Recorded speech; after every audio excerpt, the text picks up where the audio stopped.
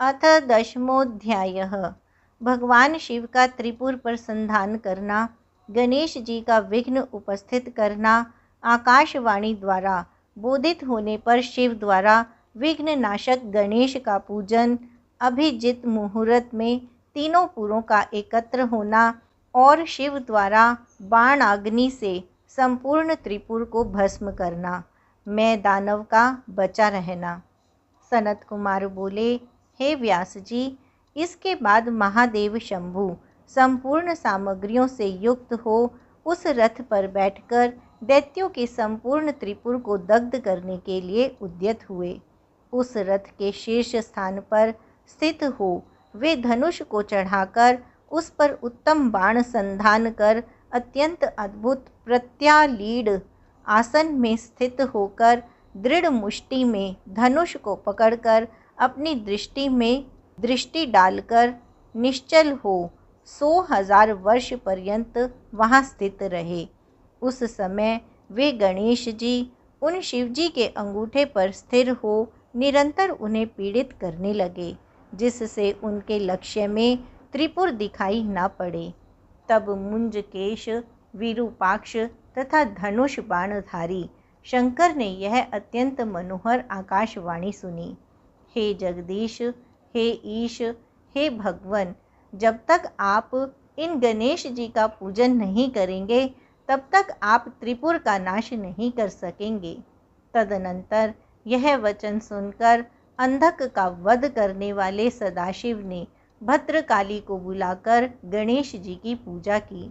पूजा से उन गणेश के प्रसन्न हो जाने पर भगवान शिव ने आकाश में स्वयं अपने आगे उन महात्मा दैत्य तारक पुत्रों के तीनों पुरों को देखा, जो यथा योग्य एक दूसरे से युक्त थे।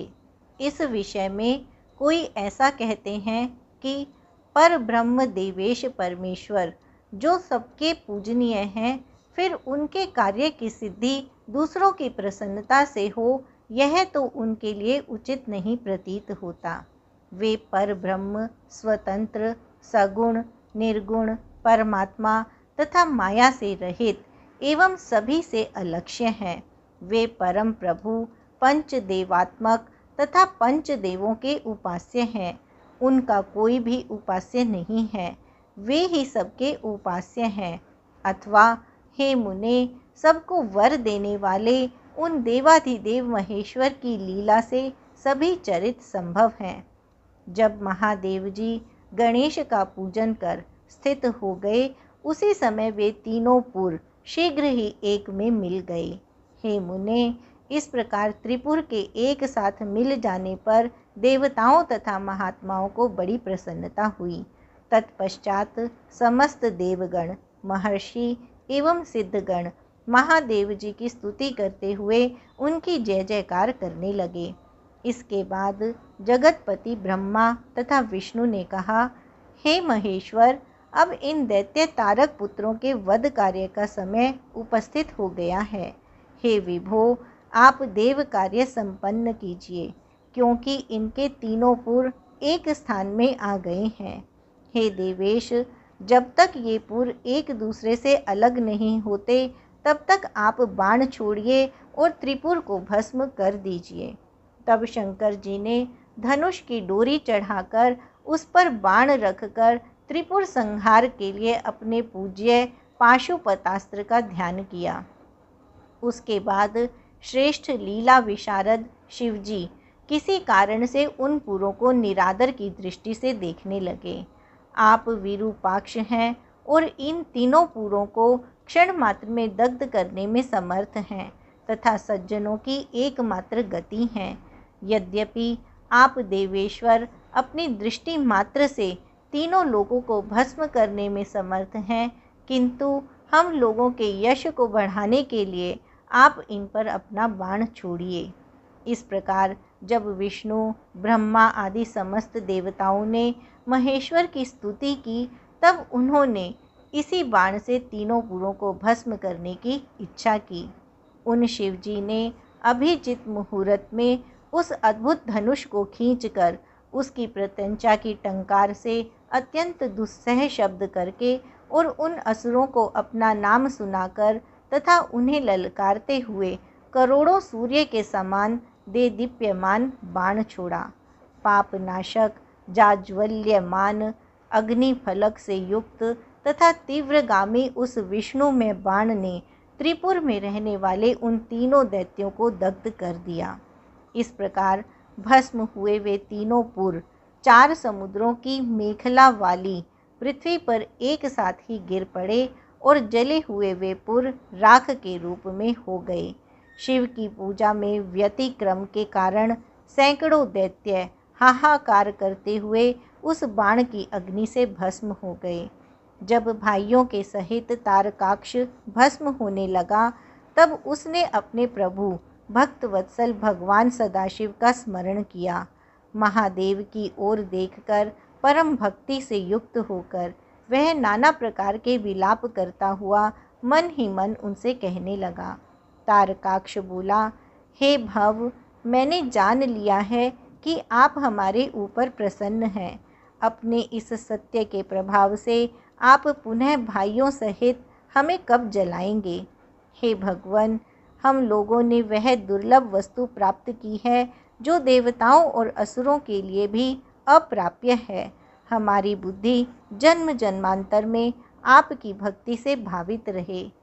हे मुने, ऐसा कहते हुए उन दैत्यों को शिवजी की आज्ञा से अग्नि ने अद्भुत रीति से जलाकर राख कर दिया। हे व्यास जी, उस अग्नि ने अन्य बालक तथा वृद्ध दानवों को भी शिवजी की आज्ञा से शीघ्र ही जलाकर राख कर दिया। जिस प्रकार कल्पांत में जगत भस्म हो जाता है, उसी प्रकार उस अग्नि ने वहाँ जो भी स्त्री पुरुष वाहन आदि थे, उन सभी को जला दिया। बहुत सी श्रेष्ठ स्त्रियां गले में भुजाएं डालने वाले अपने पतियों को छोड़कर भस्म हो गईं। सोई हुई, प्रमत्त और रति श्रांत स्त्रियां भी भस्म हो गईं। कोई आधी जलकर चेतना में आकर बारंबार मोह से मूर्छित हो जाती थी। कोई अति सूक्ष्म भी ऐसी वस्तु शेष न बची जो त्रिपुर की अग्नि से भस्म न हुई हो। केवल एक अविनाशी विश्वकर्मा मैं दानव को छोड़कर स्थावर तथा जंगम कोई भी बिना जले न बचा। वह देवताओं का विरोधी नहीं था। विपत्ति काल में भी महेश का शरणागत भगत था और शिवजी के तेज से रक्षित था।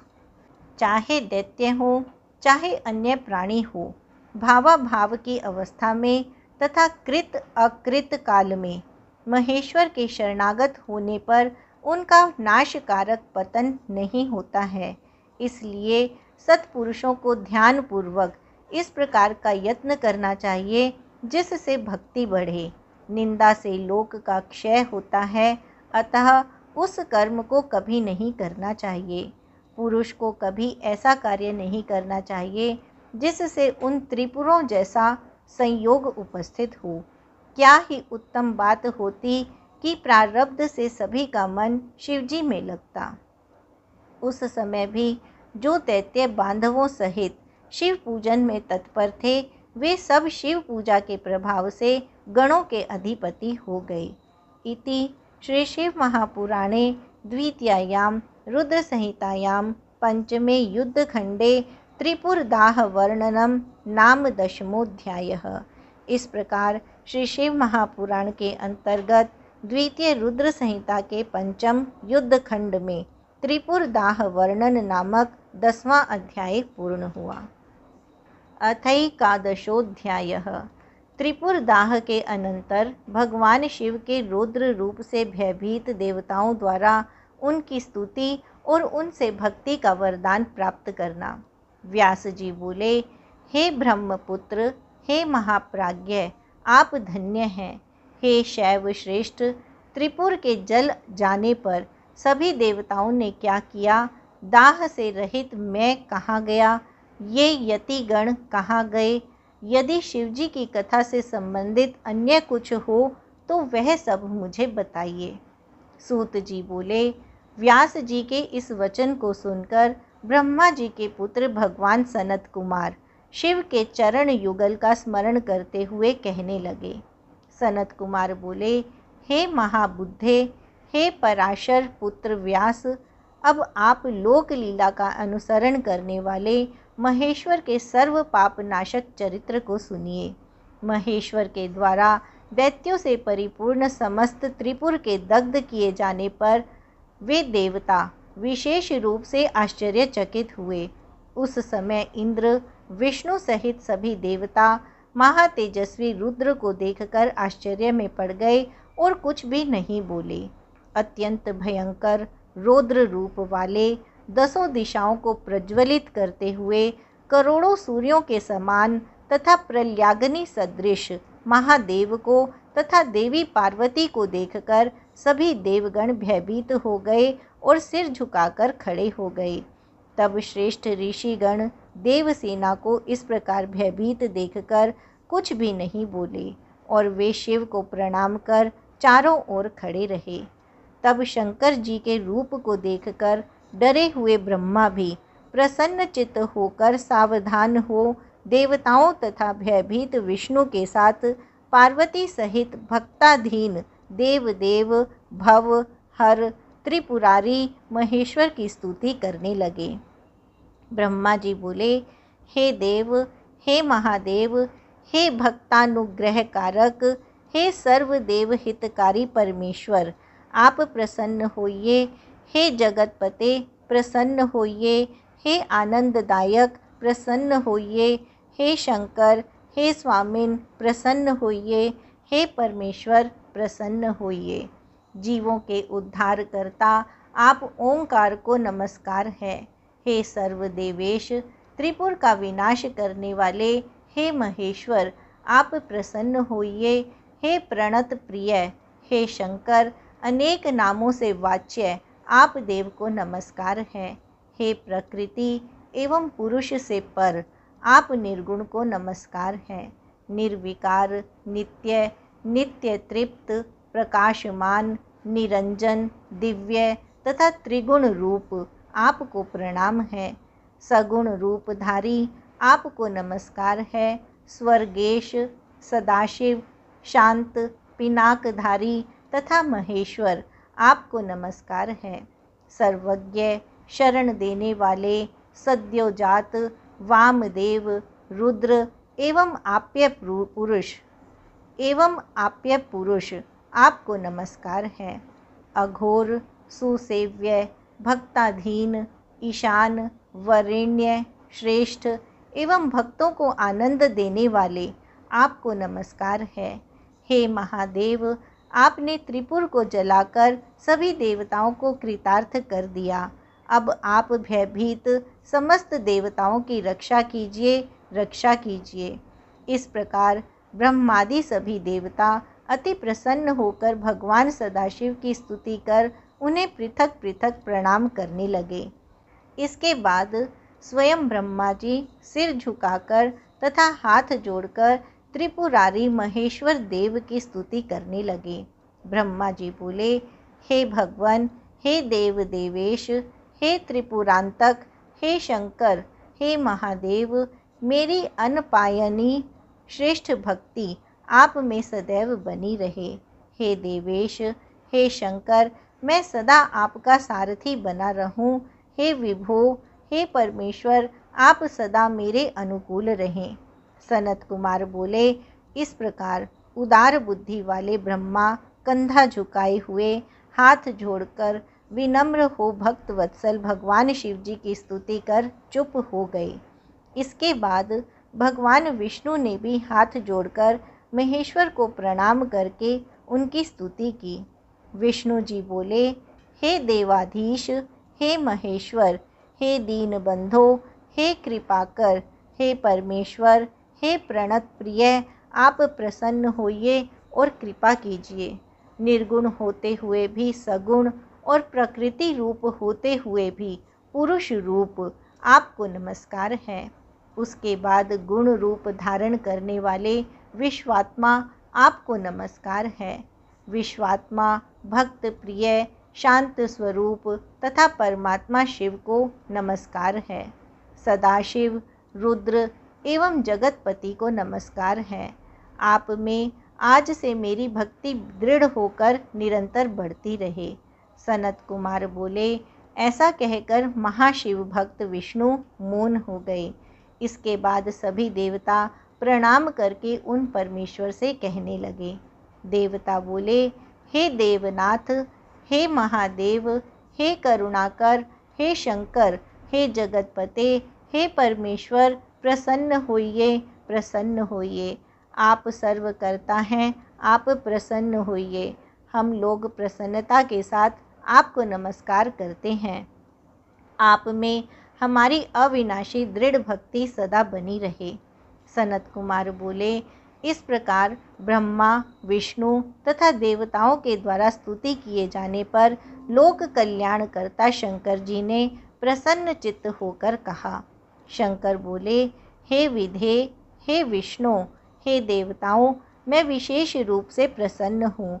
आप लोग अच्छी तरह विचार कर अपने मनोवांछित वर को बतलाएं। सनत कुमार बोले, हे मुनि श्रेष्ठ, शिवजी के द्वारा कहे गए वचन को सुनकर सभी देवता प्रसन्न मन से कहने लगे। सभी देवता बोले, हे भगवान, हे देव देवेश, यदि आप प्रसन्न हैं और यदि आपको हमें वर देना ही है तो हम देवताओं को अपना दास समझकर यह वर दीजिए कि हे देवश्रेष्ठ, जब जब देवताओं पर विपत्ति पड़े तब तब आप प्रकट होकर सदा दुख का निवारण करें। सनत कुमार बोले, जब ब्रह्मा, विष्णु तथा देवताओं ने भगवान शंकर से इस प्रकार कहा तब उन्होंने प्रसन्न चित्त होकर एक ही बार सभी देवताओं से कहा, ऐसा ही होगा। हे देवगणों, मैं इन स्तोत्रों से प्रसन्न हूँ। इनका पाठ करने वालों तथा सुनने वालों को मैं निश्चित रूप से सर्वदा लोक में परम अभीष्ट वर देता रहूँगा। इस प्रकार कहकर देवताओं के दुख का सदा निवारण करने वाले शंकर जी ने प्रसन्न होकर जो भी समस्त देवताओं को प्रिय था वह सब उन्हें प्रदान किया। इति श्री शिव महापुराणे द्वितीयायां रुद्र संहितायां पंचमे युद्धखंडे देवस्तुति वर्णनम नाम एकादशोऽध्यायः। इस प्रकार श्री शिव महापुराण के अंतर्गत द्वितीय रुद्र संहिता के पंचम युद्ध खंड में देवस्तुति वर्णन नामक 11वां अध्याय पूर्ण हुआ।